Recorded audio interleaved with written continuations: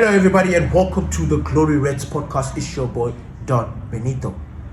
And just like what I have been discussing, like this story frustrates me and it stresses me out. Ruben Amorim has been given a deadline to pick up some points, to pick up some wins, because people are tired, people are upset. And you know what? Everybody is entitled to their own opinion. The beauty of Ruben Amorim is that he's very open, he's very transparent. He explains it to you as it is. You want to take it, you don't want to take it, that's your business.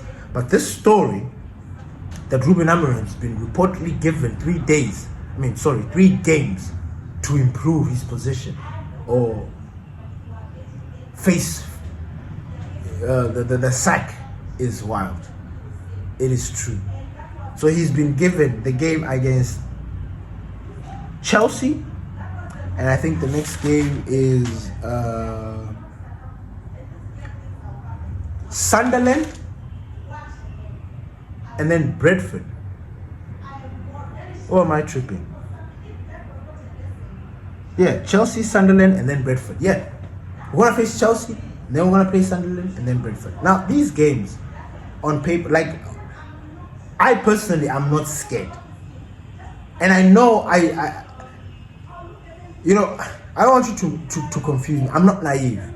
I know that there are issues. I know that this team perhaps is not as strong as it is, but I'm looking at the team. I don't know how I can explain this without sounding like I'm kissing the team's ass or whatever. But anyway, just know that I trust this team. I believe them. This game against Chelsea, again, I don't think we're going to lose it. And my idea this whole season was like, look, instead of losing, rather draw. Find a way to draw, guys. Don't drop 2 points, because at the end of the day, 1 point is better than nothing. Anyway, now I'm going far. But anyway, Chelsea, that game I think is gonna be interesting. It's gonna be tough. It's gonna be hard. Like, it's the one game that I'm not sure about, but I'm thinking a draw, because Chelsea have not beat us at home in a while. And if history repeats itself in doing this thing of where, like, we give a lot of history, like we break a lot of records at Old Trafford and stuff, then I'm worried, because Chelsea could beat us. But at the same time, I'm like, nah, I don't think these guys are gonna. See, that's the thing. That's the mentality that we keep talking about with these players.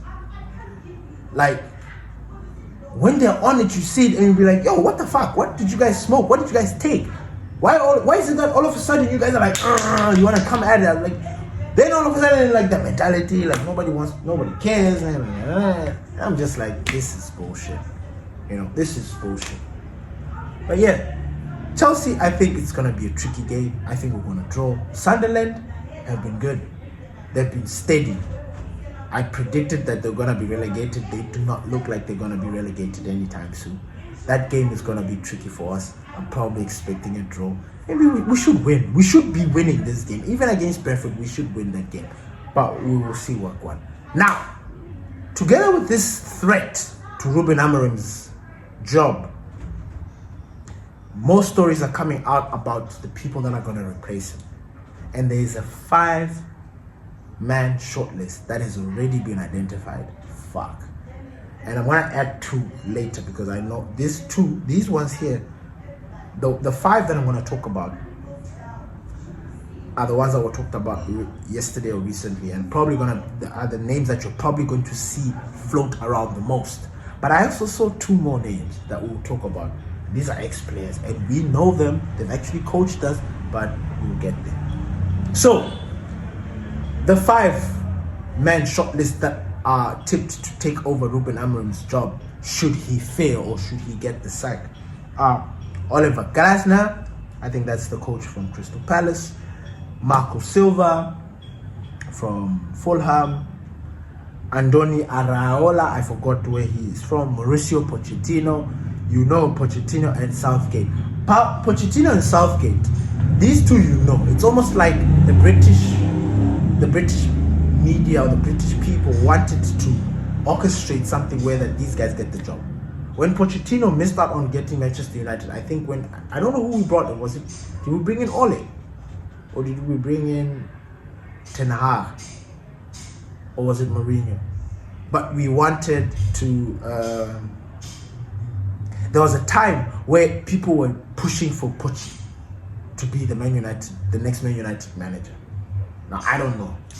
Pochettino has been in and out of the game. You know, maybe he could be different with this 4-2-3-1. Maybe, I don't know. But all these managers here, they've had some sort of Premier League experience or high level experience of coaching. Gareth Southgate hasn't managed in the Premier League yet, not that I remember. But he has coached England, and that is giving him that credibility that people think. I don't trust Southgate purely because I don't see him as somebody that is aggressive. He doesn't look like somebody that is willing to change things or figure things out. He just seems like he's very normal and plain and like So I don't want that. Now the other two that I saw, and when I saw this, I just be like, if we go down this path, my friends, trust me, we are never ever going to win anything, and we will lose, and we will never grow, and we might as well stop supporting Manchester United if they're going to keep on feeding us that bullshit, right? The two that I saw were Ole and Michael Carrick. Now, these names are being thrown around because of Ruben Amorim and the pressure that is mounting on him. The pressure that you fans put. You were the people that were forcing Ruben Amorim to come. Forcing Erik ten Hag to get the sack. Knowing true and well that Erik ten Hag and Ruben Amorim had completely different styles. You knew. We spoke about this. We said, if you want Ruben Amorim, prepare for a period of absolute chaos where these players don't understand the system. We went through it. Now, at the time, yes, I had my mixed feelings. I didn't want Erik ten Hag to be sacked because I thought that the system that we had got going was enough to push us forward. But then you brought Ruben in. And also, I thought that was a good idea because, you know what, I thought, look, if you want to get rid of somebody, you might as well do it quickly. And if we're to adapt to a new system, it's going to take time. So if this guy's coming now, this is a good idea because the next season, we're going to be way ahead of schedule. You see my thinking? That was supposed to be how everything has transpired. But the deadlock or the problem, the main problem seems to be the players. The players, they just can't get out of this rut that I just don't understand. Oh, dressing room leaks. Oh, they're putting Bruno. You think putting Bruno's name there saying he's unhappy or Bruno has spoken to close sources, blah, blah, blah. You think by mentioning that, it makes it look like it's a serious situation? At this point, nobody respects Bruno. So I find it hypocritical when people start using Bruno to sack the fucking manager.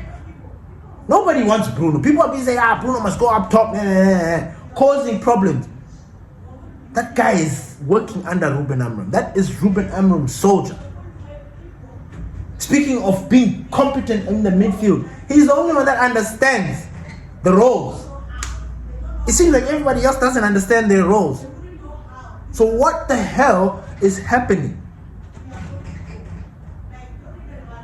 And then here's where now when I read these stories, I start to feel like, because I got the feeling, was it yesterday or the day before yesterday, that I have a feeling that Ruben will be sacked. And maybe he'll be sacked, or maybe they'll be like, nah, he's left with they decided to part ways or some shit like that. Because all these rumors and these stories, all these things, these are all the signs. These are all the signs of somebody that is ready to be sacked. Already these stories of 3 games, where are they coming from? If Manchester United truly support Ruben Amorim and back him, they need to put an end to these fucking stories. They need to put it out there. From Sir Jim, Omar Barada, Wilcox talking, backing. We need to see quotes with their names underneath that, yes, this guy said this yesterday. We are not going to sack Ruben Amorim. Ruben Amorim has got our full support. These stories are fake news. Come out and say it so that we don't fucking go in and out, because you leaving it there. You leaving it there for us to digest and marinate is just making me feel like, look, you are preparing us. Every time I see that, I just like, these guys are preparing us. Now, Ruben Amorim is not going to change his system. Come against Chelsea, I mean, if he does, well, we're going to be surprised and we're all going to be shocked and we're going to be like, what? And that will probably be the first time we see a manager that is being convinced by the fans to play a different thing. And if we lose that game, oh my God, the pleasure I will take in that, because it will just emphasize that it's not about the fucking formation. It's the players. It's the players.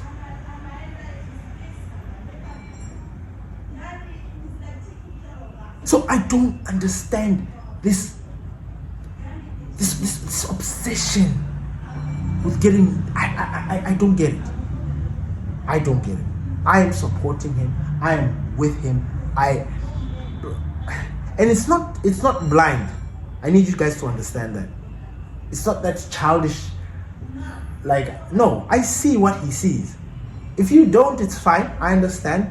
We're not all the same. But I see what he sees. I absorb his ideas. I'm not saying that all of them are great. Yes. Because I for example, I don't understand Dogu. But Dogu keeps playing there. Now, Diego Leon, I already told you guys, he's not ready. You tried. He's still heavy. He still needs to get that. Man, Premier League doesn't play with people. And especially players that are going to run, can expose you. So Diego Leon still needs to get in there. We sent away Amas on loan. Was it a good thing? Was it a bad thing? Both. Because now we probably could have used Amas in this situation. And I know I don't want to use it like that, but yeah. But at the same time, he's there gaining experience that we need him to gain. Dogu, I'm sorry. His decision making. He's I don't want to say petulance, but this thing of where he pulls his face and he drops to the ground and he's always looking for fucking foul and man, be a man. This game is not for babies. It's not for girls. Sorry, it is for girls, but you know what? For men. If you're a man, play like a fucking man. He's always moaning and pulling his face and looking. When you look at him, he's always dirty. Like he's always falling. Why? Like every time he's just falling. Every time. Like me, I don't connect with players like that. Rasmus Højlund was the same. I didn't connect with him. Thought he was a good player, but I don't connect with players that are just wamerege. I can't. Man, I'm sorry. I just find it like, what a pussy. Nah, it makes me, it's cringy. So I don't know what we're going to do. But Dogu is a problem. He's not an output. He is literally a dog. Back without bite. He can bomb. He finds himself in positions, very good positions, all the time. Positions where he's supposed to put bananas, but he doesn't. So, if there's one thing I'll blame the gaffer, is that. Dogu. Not Bruno. Not Kobe. Not this other stuff. Or maybe Ahmad as well. I think Ahmad deserves to be dropped. He's playing shit. Must be dropped. Nonsense. Yeah. Then take it from there. Anyway, thank you everybody for listening to the Glory Reds podcast. It's your boy Don Benito. Peace.